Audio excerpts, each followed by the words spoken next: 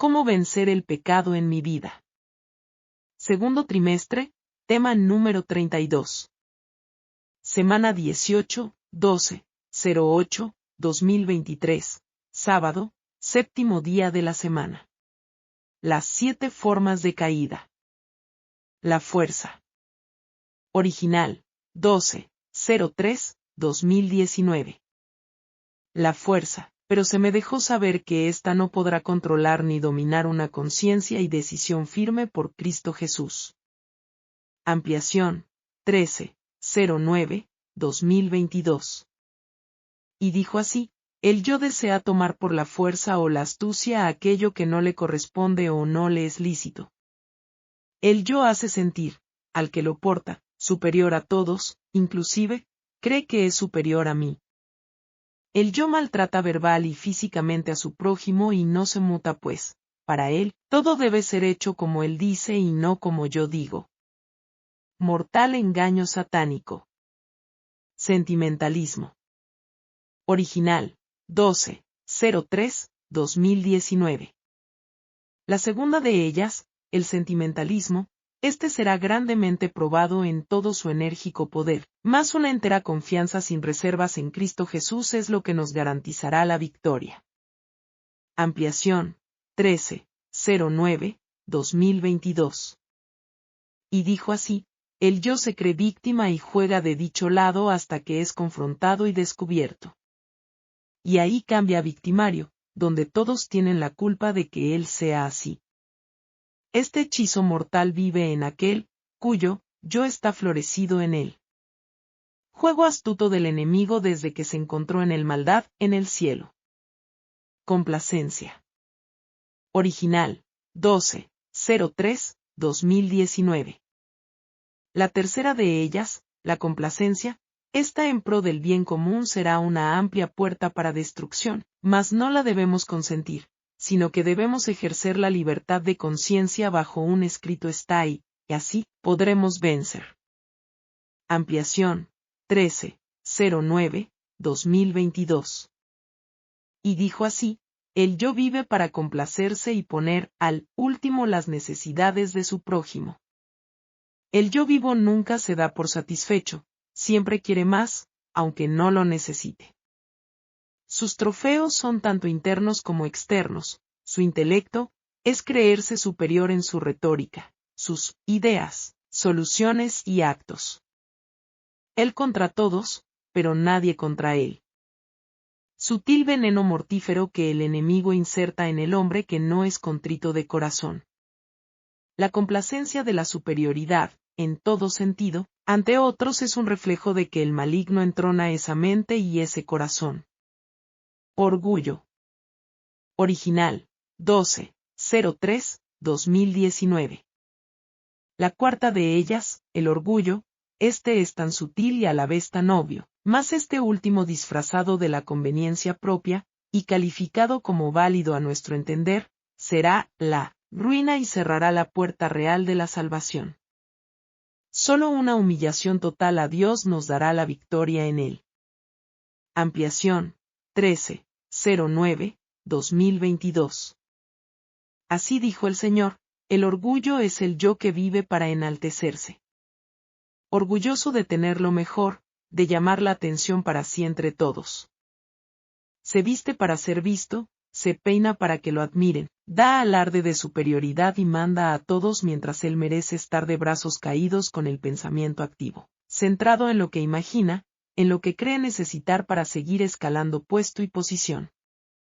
Este, casi imperceptible, engaño satánico, es letalmente mortal al que lo porta y también para los que lo adulan. Calumnia. Original, 12, 03, 2019.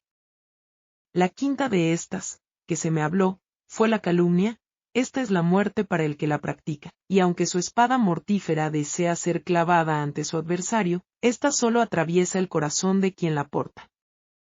Resistid al diablo, se me dijo, y de vosotros huirá y no toquéis lo inmundo. Habrá aflicciones, mas confiad porque yo he vencido al mundo. Rogad al Dios de la siega que os junte en su granero. Ampliación, 13, 09, 2022. Así dijo el Señor, el yo vive calumniando a todo y a todos, pues, en su creída imaginación mórbida no es feliz por culpa de otros. No es pleno, y culpa a todos de esto. Todo es por culpa ajena y nunca propia. Si se cae, mira a sus lados y, si alguien lo vio, ya es culpa de ese alguien, porque, según él, se distrajo al verlo y se cayó. En fin, el calumniador nunca va a creer que él tiene la culpa, que la culpa es propia, sino que la culpa es siempre ajena. Si no le parece lo que otro dice, pues, es mentira. Se siente aludido por todo y por todos. Vive su vida excusando su mal proceder. La dejadez y su forma parasitaria de vivir es característica de esta persona y de esta cualidad. Dilación.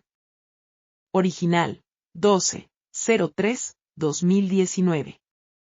La sexta de estas, de que se me habló fue la dilación, acción sutil pero una gran arma de destrucción.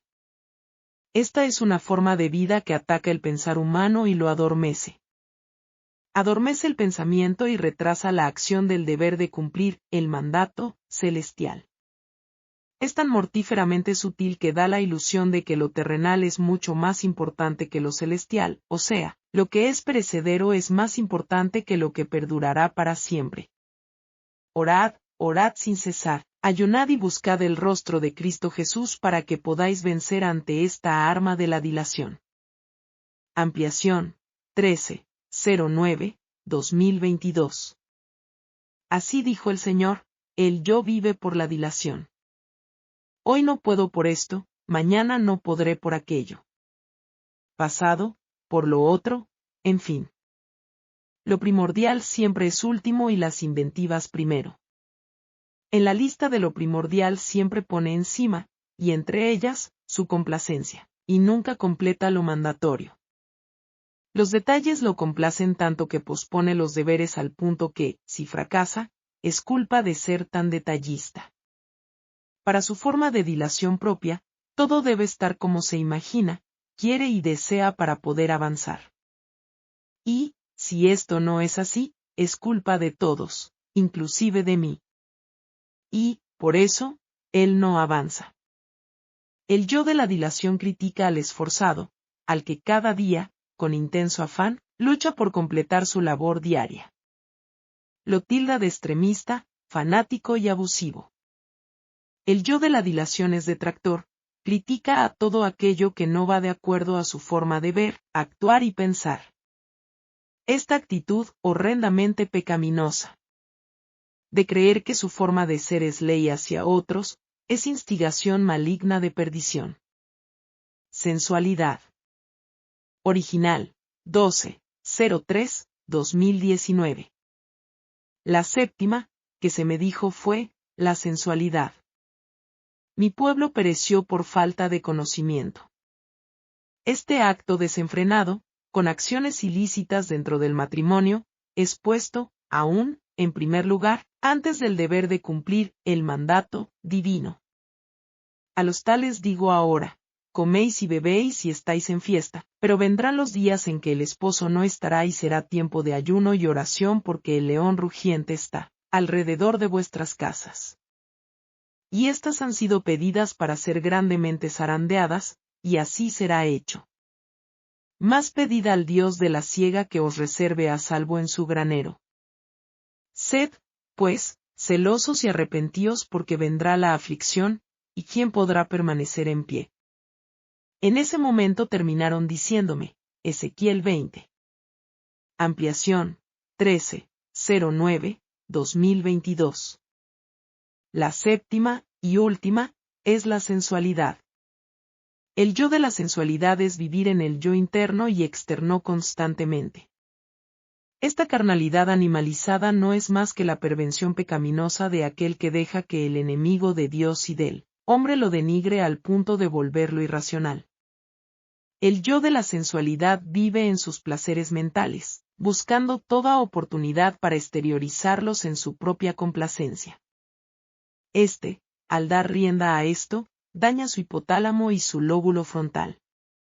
Su cerebelo vive adormecido, como cuando la marihuana invade el torrente sanguíneo o cuando la metadona es ingerida, introducida, al cuerpo.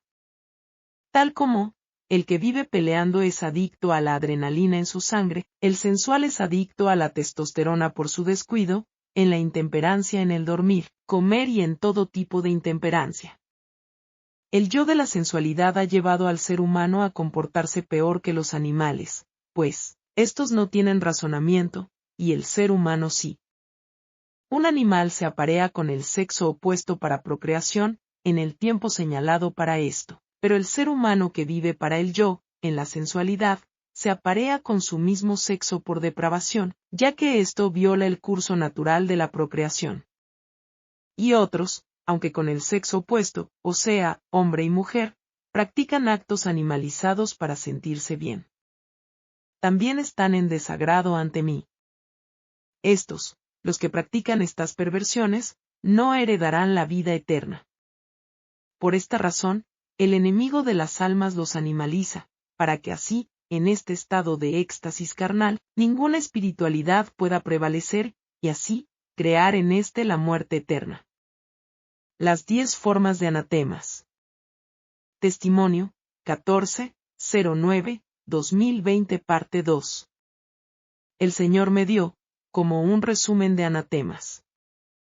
Lo resumió en 10 formas: el yo, la suficiencia propia, el amor a los hijos más que a él, la codependencia absoluta y total de esposo o esposa, en vez de esto ser solamente para él, apego a lo material, a las posesiones, apego monetario, deseos pecaminosos encubiertos, sutiles y abiertos, mis ideas propias, los desórdenes sensuales mórbidos acariciados, las excusas sutiles, para excusar desobedecer a Dios.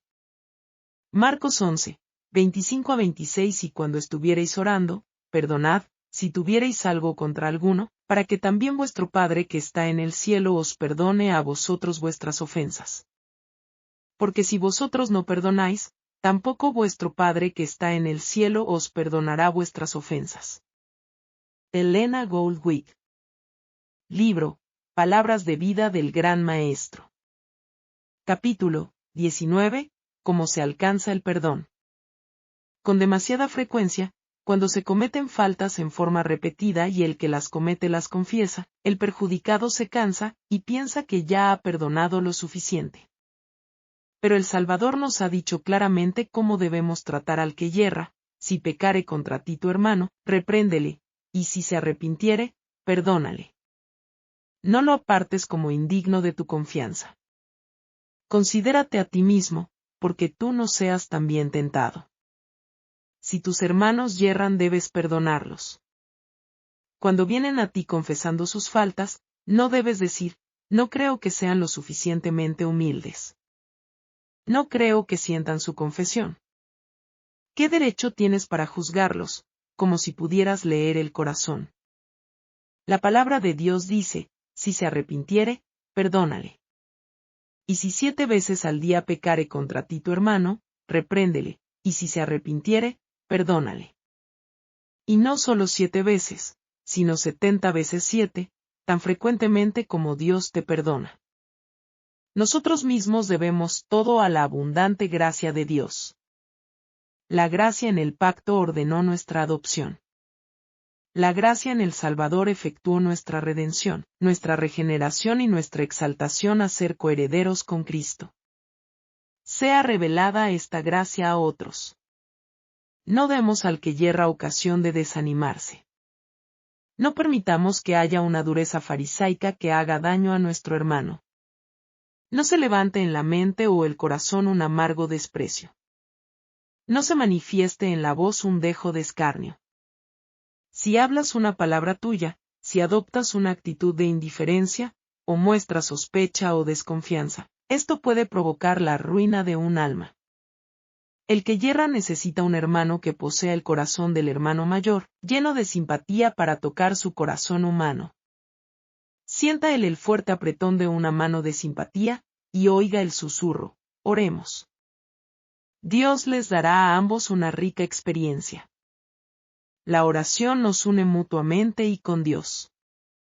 La oración trae a Jesús a nuestro lado, y da al alma desfalleciente y perpleja nueva energía para vencer al mundo, a la carne y al demonio. La oración aparta los ataques de Satanás. Cuando uno se aparta de las imperfecciones humanas para contemplar a Jesús, se realiza en el carácter una transformación divina. El Espíritu de Cristo, al trabajar en el corazón, lo conforma a su imagen. Entonces sea vuestro esfuerzo ensalzar a Jesús. Diríjanse los ojos de la mente al Cordero de Dios que quita el pecado del mundo. Y al ocuparos en esta obra, recordad que el que hubiere hecho convertir al pecador del error de su camino, salvará un alma de la muerte, y cubrirá multitud de pecados. Mas si no perdonareis a los hombres sus ofensas, tampoco vuestro Padre os perdonará vuestras ofensas. Nada puede justificar un espíritu no perdonador. El que no es misericordioso hacia otros, muestra que él mismo no es participante de la gracia perdonadora de Dios. En el perdón de Dios el corazón del que yerra se acerca al gran corazón de amor infinito. La corriente de compasión divina fluye al alma del pecador, y de él hacia las almas de los demás. La ternura y la misericordia que Cristo ha revelado en su propia vida preciosa se verán en los que llegan a ser participantes de su gracia.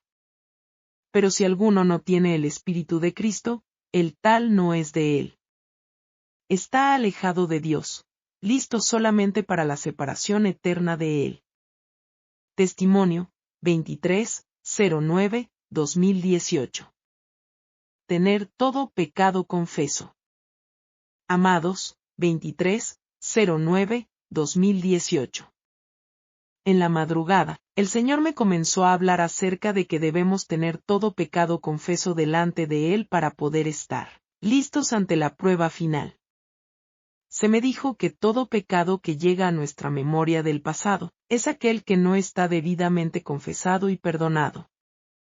No es solo pedir perdón, se me instruyó, sino pedir perdón con un corazón contrito y humillado, y con un genuino arrepentimiento, y apartarse de dicho pecado y no mirar atrás. Este es el tiempo de hacerlo, se me dijo, el Espíritu Santo, si así lo desean y lo piden, os recordará todos vuestros pecados inconfesos, y tendrán en su mente una escena exacta de dicho momento, con detalles, para poder darse cuenta de dicho pecado y poder confesarlo como el cielo demanda delante de Dios. Esta es la obra final que Cristo Jesús está haciendo en el lugar santísimo del santuario celestial, se me dijo. Y es el momento de ponernos a cuentas para que, así, podamos soportar la hora de prueba. Entonces, en ese momento, pregunté, Señor, mi mente finita, ¿cómo podrás saber si ya estoy totalmente a cuentas contigo? Entonces se me dejó saber que, al ser estos pecados perdonados, ya no nos acordaremos más de ellos por gracia y misericordia de su nombre. Entonces en ese momento exclamé, Aleluya, bendito Dios. Santo, santo. Porque tus caminos son justos y verdaderos. Entonces se me dijo, recuerda. Y comenzó a darme una lista, el Espíritu Santo tocará la puerta, se le debe dejar entrar. Él los convencerá de pecado y de juicio. Él obrará en el que lo deje entrar en genuino arrepentimiento. Su vida pecaminosa pasará como película ante ustedes para que reconozcan que yo soy Dios y todo lo sé y nada sé, esconde a mi presencia. Aceptar con corazón contrito y humillado la reprensión y confesarlo y apartarse enteramente.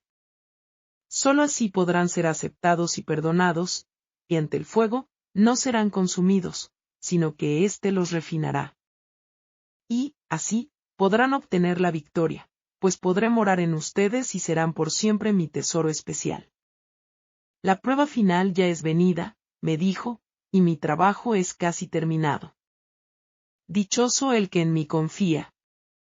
Dichoso el que pone la mano en el arado y no vuelve atrás. Dichoso el que no teme llamar al pecado por su nombre. Dichoso el que es leal a Dios antes que a los hombres. Dichoso el que deja todo lo que el mundo ofrece por el reino de Dios. Dichoso el que toma su cruz y me sigue.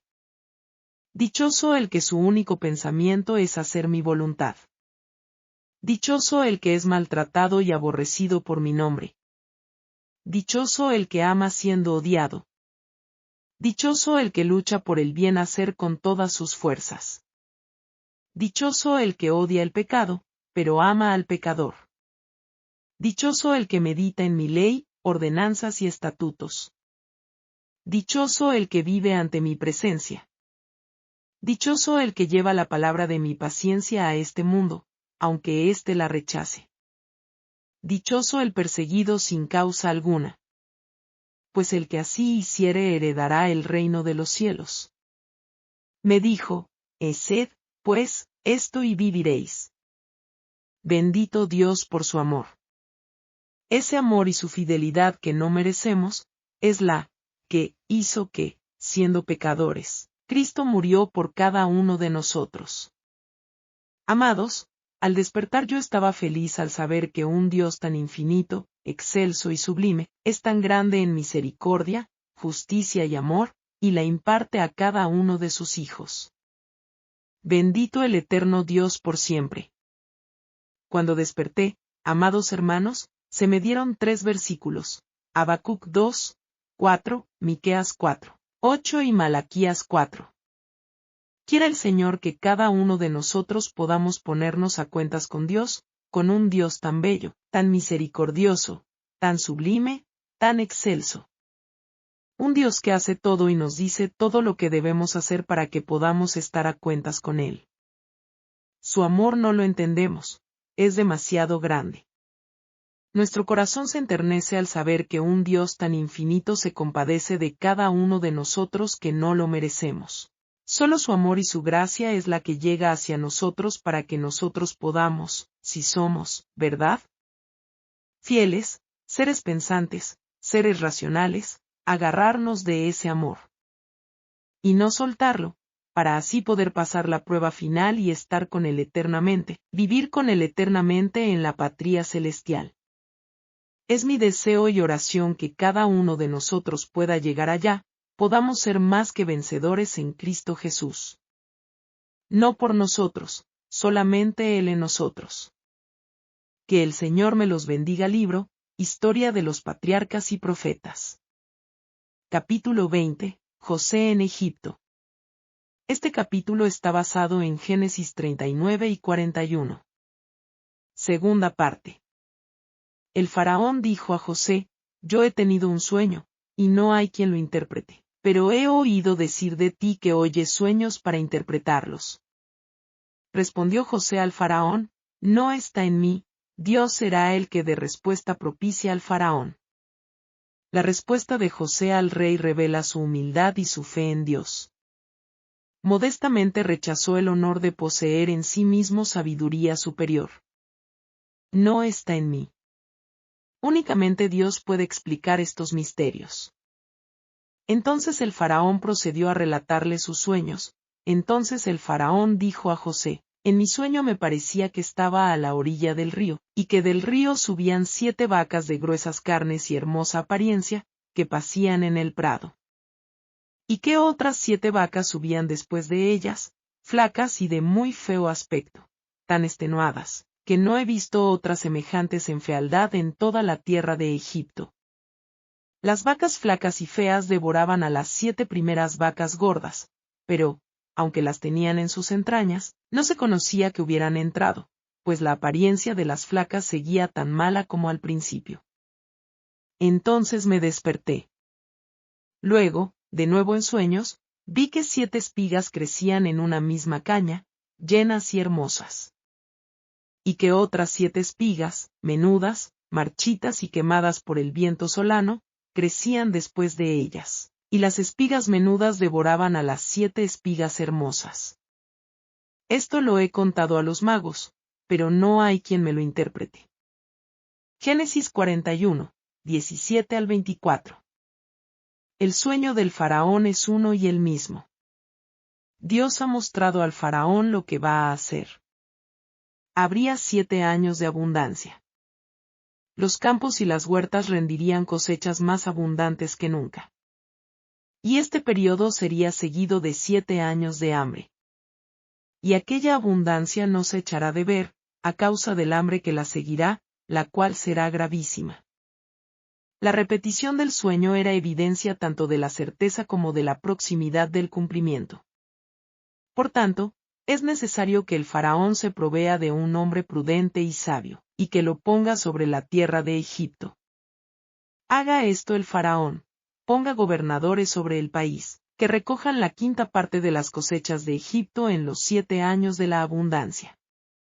Junten toda la provisión de estos buenos años que vienen, recojan el trigo bajo la mano del faraón para mantenimiento de las ciudades y guárdenlo. Y esté aquella provisión en depósito para el país, para los 7 años de hambre que habrá en la tierra de Egipto. La interpretación fue tan razonable y consecuente, y el procedimiento que recomendó tan juicioso y perspicaz, que no se podía dudar de que todo era correcto. ¿Pero a quién se había de confiar la ejecución del plan? De la sabiduría de esta elección dependía la preservación de la nación. El rey estaba perplejo. Durante algún tiempo consideró el problema de ese nombramiento. Mediante el jefe de los coperos, el monarca había conocido de la sabiduría y la prudencia manifestadas por José en la administración de la cárcel. Era evidente que poseía una gran capacidad administrativa. El copero, ahora lleno de remordimiento, trató de expiar su ingratitud anterior, alabando entusiastamente a su benefactor. Otras averiguaciones hechas por el rey comprobaron la exactitud de su informe.